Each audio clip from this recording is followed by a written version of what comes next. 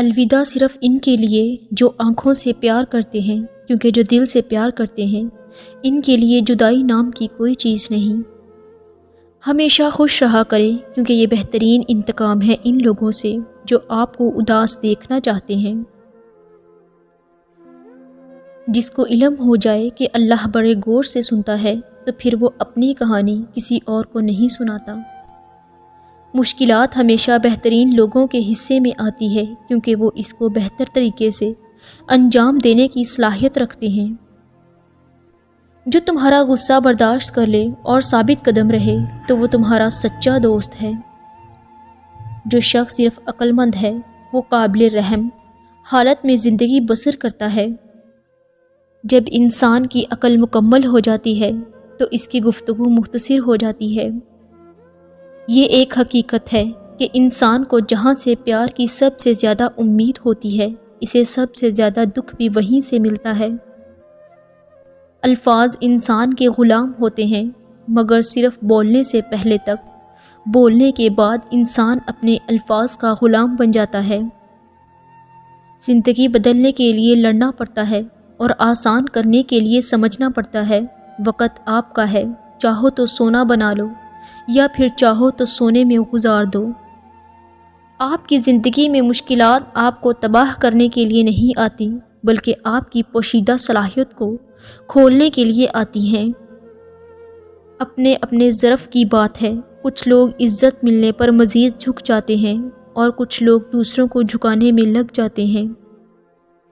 دنیا کا سب سے بڑا احساس یہ جاننا ہے کہ آپ کو کسی ایسے شخص نے استعمال کیا ہے اور جھوٹ بولا ہے جس پر آپ کو سب سے زیادہ بھروسہ تھا۔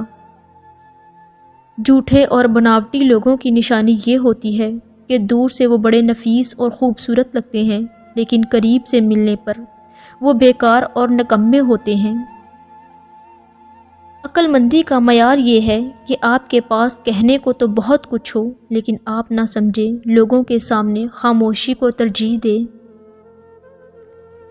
دنیا کو سچا ہونے کی دلیل مت دو، بس یہی سوچ رکھو کہ اللہ سب جانتا ہے۔ جن کی کوئی عزت نہیں ہوتی وہ دوسروں کو بے عزت کر کے فخر محسوس کرتے ہیں۔ وقت، محبت اور تعلق خریدا نہیں جا سکتا، لیکن ان کے کھو جانے کے بعد ان کی قدر و قیمت کا احساس ہوتا ہے۔ رشتے موتیوں کی طرح ہوتے ہیں، کوئی گر بھی جائے تو جھک کر اٹھا لینا چاہیے۔ ہر کوئی مارنے کے لیے پتھر نہیں اٹھاتا، کچھ لوگ یہ کام لہجوں سے بھی کر لیتے ہیں۔ جو لوگ آپ سے حسد کرتے ہیں وہ آپ کے سامنے آپ کی تعریف اور پیٹھ پیچھے آپ کی برائی کرتے ہیں۔ میری ایک بات یاد رکھنا، جس محبت کا تعلق صرف حسن سے ہوتا ہے وہ زیادہ دیر تک قائم نہیں رہتی۔ آپ سے حسد کرنے والے کی پہلی نشانی، حاسد آپ کی نقل کرنے کی کوشش کرے گا، حالانکہ اس کے نزدیک آپ بہت برے ہیں۔ دوسری نشانی، حاسد آپ کی ہر خوشی کے موقع کو خراب کرنے کی کوشش کرے گا، چاہے آپ خوشی کتنی ہی معمولی کیوں نہ ہو، اسے برداشت نہیں ہوگی۔ تیسری نشانی، حاسد آپ کی ہر کامیابی کو چھوٹا دکھانے کی کوشش کرے گا۔ چوتھی نشانی، حاسد کو آپ کے نقصان سے بہت خوشی ہوگی۔ لکھنے والے نے کیا خوب لکھا ہے، زندگی جب مایوس ہوتی ہے تبھی محسوس ہوتی ہے۔ جو نصیب میں ہے وہ چل کر آئے گا، جو نصیب میں نہیں وہ آ کر بھی چلا جائے گا۔ اگر خوش ہو تو آہستہ سے ہنسا کرو تاکہ غم نہ جاگ جائیں، اور اگر غمگین ہو تو آہستہ سے رویا کرو تاکہ آنے والی خوشی نا امیدی میں نہ بدل جائے۔